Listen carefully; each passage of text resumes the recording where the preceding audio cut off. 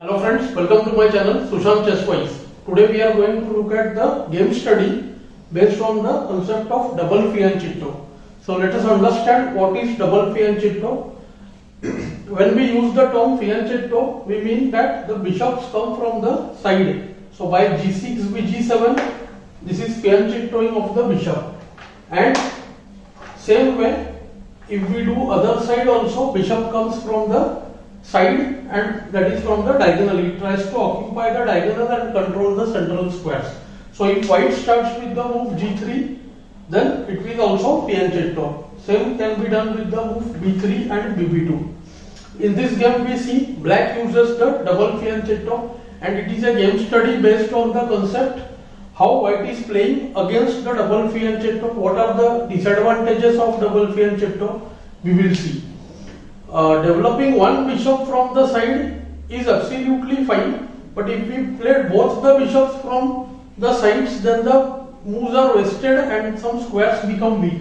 Let's get to the game. e4, b6, d4, bb7. By the way, the move b6 introduces the English defense. So black intends to attack the e4 pawn with the bishop. So from far away he is controlling the center. So there are two ways to attack the center. One, we occupy the center with the pieces, and second, the modern players understood in the late 20th century that the center can be attacked from away also. So that is what the bishops aim to do. So the modern defense came into existence with the move g6, e4, g6, which is the starting of the modern defense. Black exerts pressure on the white center from far away. So here white has got 2-3 ways to protect the e4 pawn. Of course, f3 is bad. It will weaken this diagonal and knight will lose its natural square on f3. Knight has two good moves to protect e4, knight c3 and d2. Both are playable.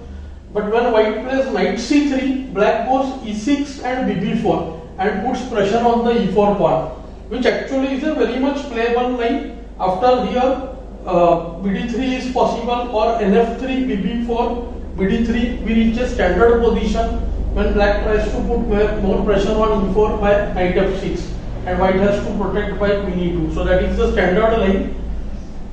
The setup chosen by white in the game doesn't allow the bishop to come to b4. So white plays the move knight d2. So at first the move knight d2 looks little passive because the bishop on c1 is getting blocked. But what we notice, white can use the setup knight f3, bishop c4 or c3, and the queen can come to either b3 or c2 depending upon the situation. This knight can occupy either c4 or go from f1 to e3 or g3, thereby trying to attack near the black king. So nd2 has its own points. Here black should play perhaps the move e6 and then try nf6 at a later moment. Black played the move g6. With this move we have got the double fianchetto. Both bishops are coming from the diagonal. The main drawback is, see, one bishop movement from the side is costing 2 moves. Here he is doing on both sides, means 4 moves are getting used. Secondly, both sides will have weaknesses, like g6 creates weakness of f6 and h6, b6 creates weakness of a6 and c6, and in future black will have to move one of the center pawns at least, maybe both in some cases. And what will happen if e6 moves g6, f6 is weak, if d6 moves then c6 is more weak. So black has to take some weaknesses by moving both his bishops from the side. That is the disadvantage. And we will see there is one more problem. White uses this g6 setup to attack on the black king side. So knight f3, bg7, and now white plays the useful move c3, not just waiting, but he wants to see what black does. So that is called usually a waiting move. He controls the center, opens space for the queen on the diagonal, and he wants to see where to put his bishop, d3 or c4. If black plays instantly e6, then white can consider the move bd3 and go e5, when knight will like to go to e4. That would be a good setup. And if black chooses d6, then white can go for the move bishop c4. So white is keeping options open for him and he is waiting for black to choose what he wants to do. F6 instantly will allow e5, knight e4, bd3, knight d2, bd2, and you can see that here this knight is not that well placed. So after the trade, knight d2, bd2, white has got into a clear plus position. Soon h4, h5 will follow and there will be dangerous attack near the black king. Queen c2 will add to the pressure on g6. This whole game white uses lot of pressure along the diagonal b1 g6. He pressurizes g6. So the move h4 h5 is very useful against the fianchetto. Especially we are trying to reach the black king here. So if black castles long, then a4 a5 will be very useful. Then queen can go to e2 and we trade bishop on a6 like we did in dragon. We did bishop h6. Same way we can use on the other side here. Black went with the move d6 in the game. After d6, white notices that now bishop belongs to c4. He wants to put pressure on f7. We have learned before also that the moves like knight d7, where the squares near the king are all getting blocked up, white can make a very simple and elegant combination. bf7 check, king f7, knight g5 check, and king moves to f8, then knight e6 would be 4 and ke8 allows knight e6. Attacking the queen and the bishop, castling is broken, piece will be returned and the position is lost. And do note that after moves like king f6, it's very dangerous to get the king out this way. So we can easily have the move queen f3, kg5 and the knight can move. The bishop gives check and we see that the king has no place. See, f5 is blocked by the queen, g4, h5 blocked by the queen again and h6 is blocked by the bishop. So only move kh4 and then queen h3 checkmates. There are many other ways to win. Black realizes that now he has to use the move e6 as well because he doesn't want to allow tactics based on b into f7. So e6 and here white goes for the simple and very effective plan h4 h5. This is very useful against fianchetto and here because of double fianchetto what we see? White's development 1, 2, 3, better center control and he is ready to already break the position on the king side. Black has to play very carefully. Perhaps it was forced to play h5 but what happens when we have already moved the e pawn? We are moving the h4 also. Knight might get a permanent place on g5 because f6 is not possible because of ne6 and then queen coming to f3, maybe e5 in future and this position is already looking very dangerous. So queen can come to b3, we can sack on e6, bishop e6 sacrifice is already in the air and white is clearly better over here. White is about to play h5 now. So black strikes in the center, d5. As we know, when we see the flank attack happening, we should try to break the center. Black wants to open the center. So ed, opening the center will favor black. Example, ed, bd3 can even consider the move qe7 check. Then white has to trade the queens, then the attack will be slowed down. Just bd3. Now he shifts his bishop to the other diagonal.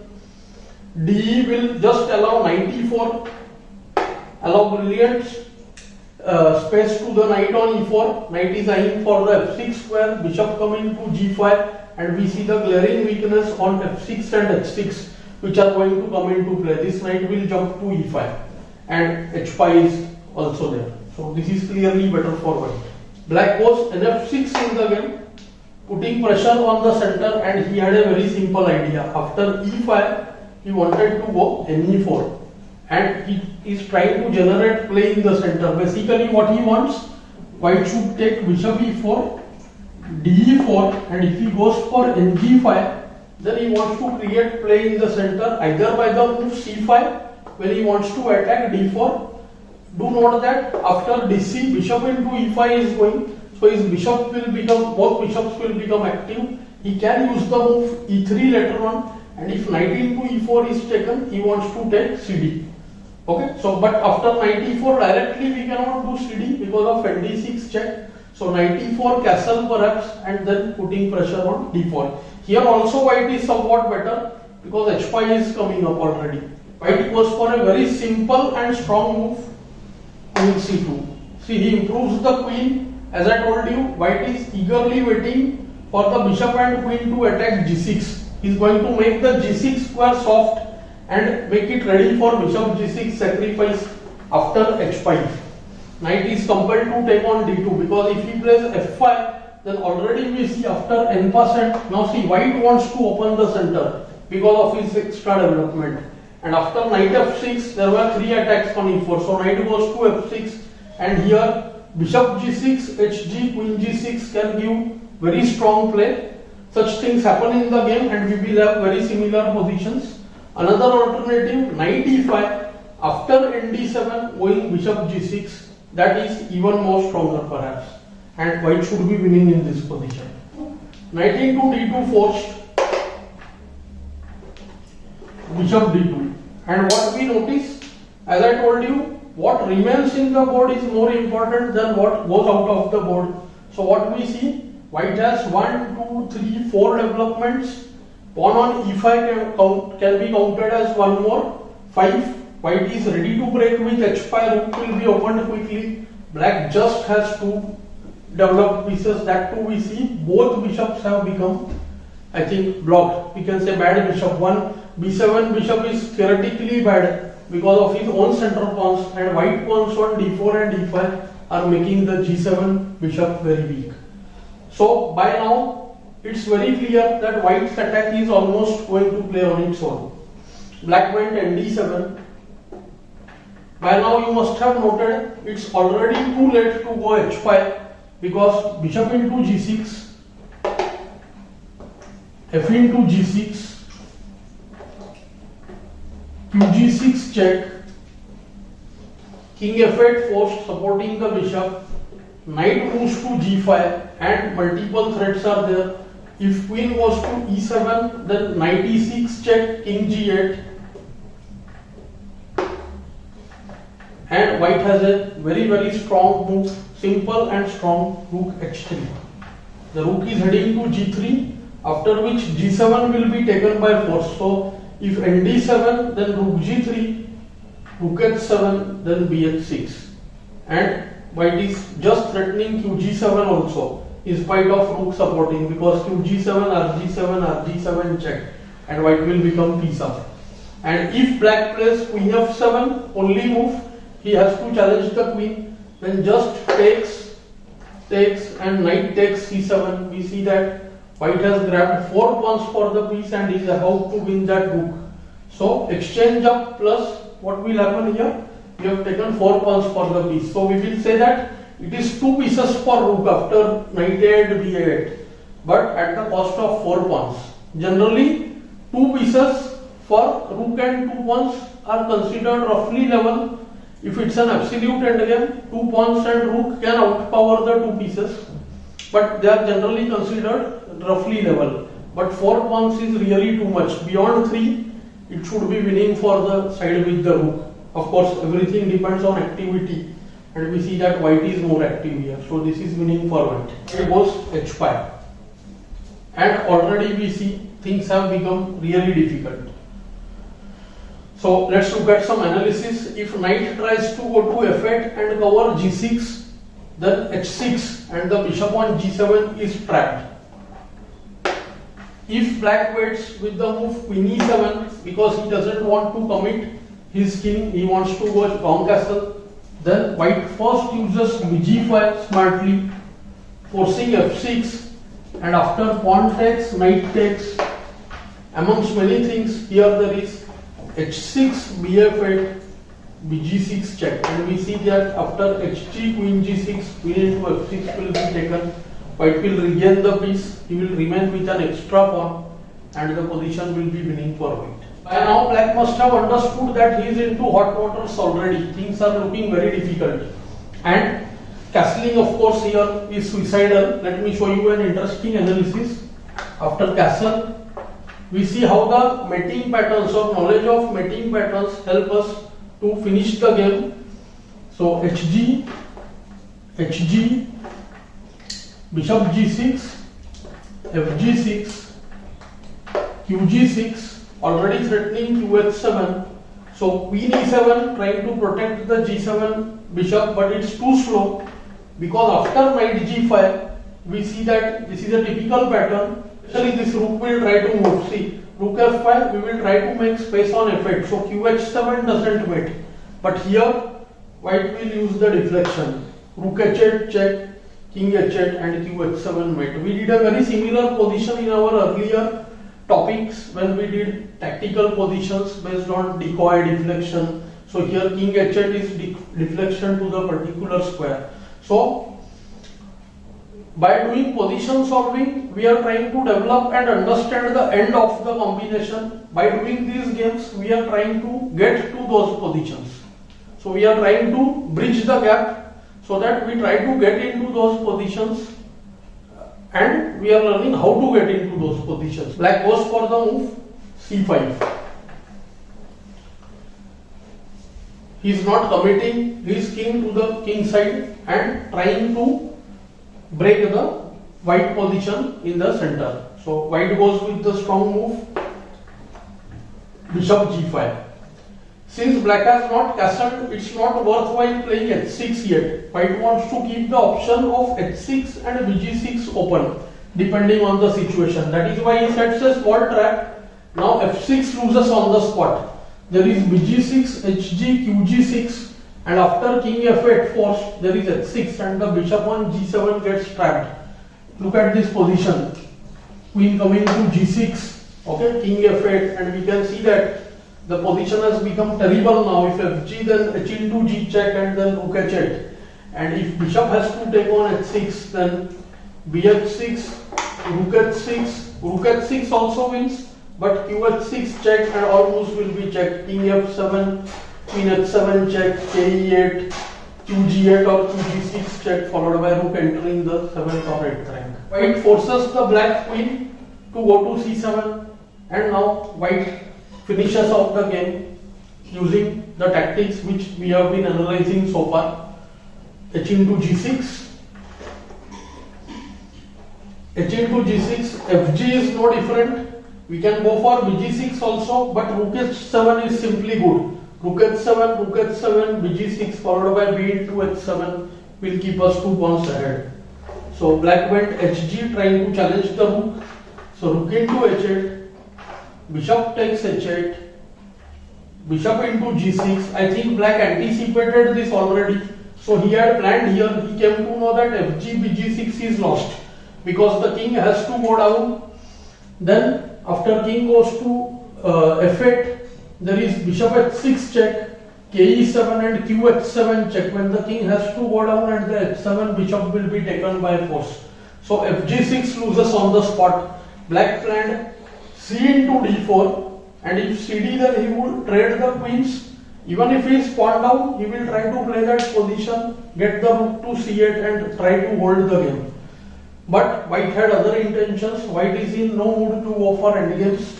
It looks like there is some pressure on e5, so cd4 has to be played. But white had seen after bf7 check, everything is almost forced. Now king f7 forced, qh7 check, and we see that game is essentially over now. bg7 forced, otherwise if king goes down, queen h8, bg7, bh6 bringing one more attack on the bishop. If rook g8, which is almost forced, there is no other way to defend the bishop. So knight g5 check, and we see it's game over. If king goes to f8, knight e6 check, and the queen is lost. Already we can say that it's time to resign for black, but he plays on a bit more. King e7, trying some tricks. If qg8, then queen e5 check, he will try to create some pressure.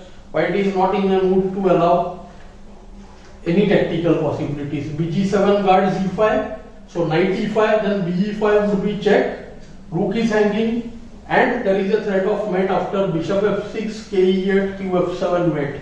So forced to take qg7, and black played on. He could have resigned here. It's a forced mate now. After k e8, qf7 check, kd8, 96 check, KC8, QE8, QD8 and QD8 checkmates. So this is how we exploit the weakness of G6. In future we will see in more positional games how we exploit the other side of the board by the maneuver Bishop A6, Queen A2 and Bishop A6. I hope you are enjoying these lessons. Do like, share and subscribe the channel. Thanks for your time.